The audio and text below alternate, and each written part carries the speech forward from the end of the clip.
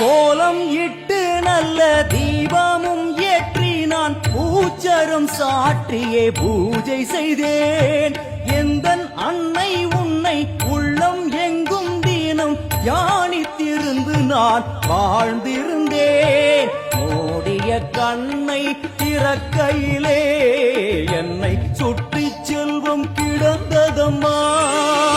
அம்மா அம்மா மூடிய கண்ணை திறக்கையிலே என்னை சுற்றி செல்வம் கிடந்ததம்மா.